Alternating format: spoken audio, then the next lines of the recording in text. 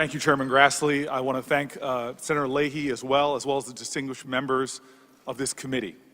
I know it is exceptional for a senator to testify against another senator nominated for a cabinet position, and I appreciate the opportunity you've given me today.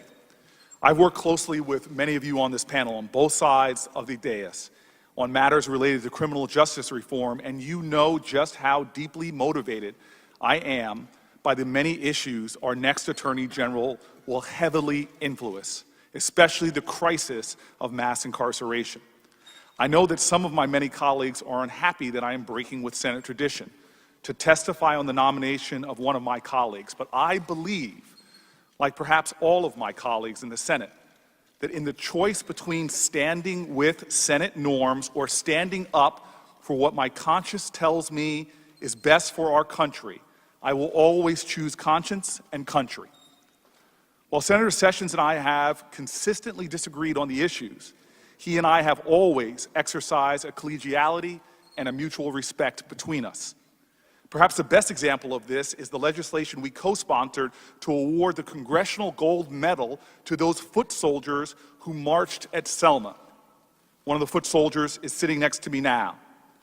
This was a blessing and an honor to me because in 2015, a retired judge who was white told me that it was those brave marchers on the Edmund Pettus Bridge who inspired him as a young lawyer in the 1960s to seek justice for all in New Jersey and begin representing black families looking to integrate white neighborhoods, black families who were turned away and denied housing. One of those families was mine. I am literally sitting here because of people, marchers in Alabama and volunteer lawyers in New Jersey, who saw it as their affirmative duty to pursue justice, to fight discrimination, to stand up for those who are marginalized. But the march for justice in our country still continues. It is still urgent. I know also, though, of the urgency for law and order. I imagine that no sitting senator has lived in the last 20 years in higher crime neighborhoods than I have. I have seen unimaginable violence on American streets. I know the tremendous courage of law enforcement officers who put their lives on the line every single day to fight crime in America. I want an Attorney General who is committed to supporting law enforcement and securing law and order, but that is not enough. America was founded heralding not law and order, but justice for all. And critical to that is equal justice under the law. Law and order without justice is unobtainable.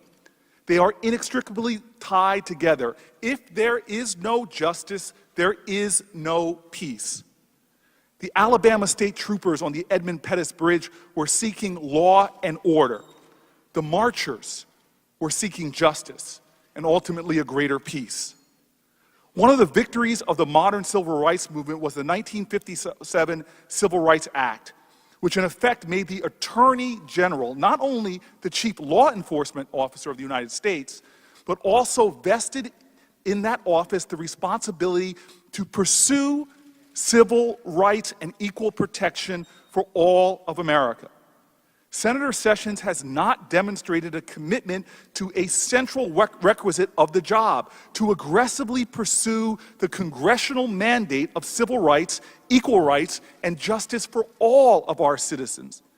In fact, at numerous times in his career, he has demonstrated a hostility towards these convictions and has worked to frustrate attempts to advance these ideals. If confirmed, Senator Sessions will be required to pursue justice for women, but his record indicates that he won't. He will be expected to defend the equal rights of gay and lesbian and transgender Americans, but his record indicates that he won't.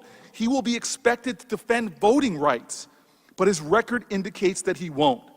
He will be expected to defend the rights of immigrants and affirm their human dignity, but the record indicates that he won't.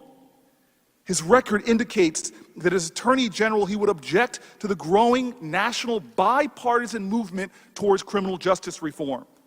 His record indicates that we cannot count on him to support state and national efforts towards bringing justice to the justice system. and people on both sides of the aisle who readily admit that the justice system as it stands now is biased against the poor, against drug addicted, against mentally ill, and against people of color. His record indicates that at a time that even the FBI director is speaking out against implicit racial bias in policing and the urgent need to address it, at a time when the last two attorney generals have taken steps to fix our broken criminal justice system, at a time when the Justice Department he would lead has uncovered systemic abuses in police departments all over the United States, including Ferguson, including Newark, Senator Sessions would not continue to lead this urgently needed change. The next Attorney General must bring hope and healing to this country. And this demands a more courageous empathy than Senator Sessions' record demonstrates. It demands an understanding that patriotism is love of country, and love of country demands that we love all of our citizens, even the most marginalized, the most disadvantaged, the most degraded, and the most unfortunate. Challenges of race in America cannot be addressed if we refuse to confront them. Persistent biases cannot be defended unless we combat them. The arc of the moral universe does not just naturally curve towards justice, we must bend it. If one is to be Attorney General, they must be willing to continue the hallowed tradition in our country of fighting for justice for all, for equal justice, for civil rights. America needs an Attorney General who is resolute and determined to bend the arc. Senator Sessions' record does not speak to that desire, intention, or will. With all that is at stake in our nation now, with an urgent need for healing and for love, I pray that my colleagues will join me in opposing his nomination. Mr. Chairman, my time is over. I'd like to submit the rest of my testimony to the record. I'd like to again thank you for your opportunity to testify.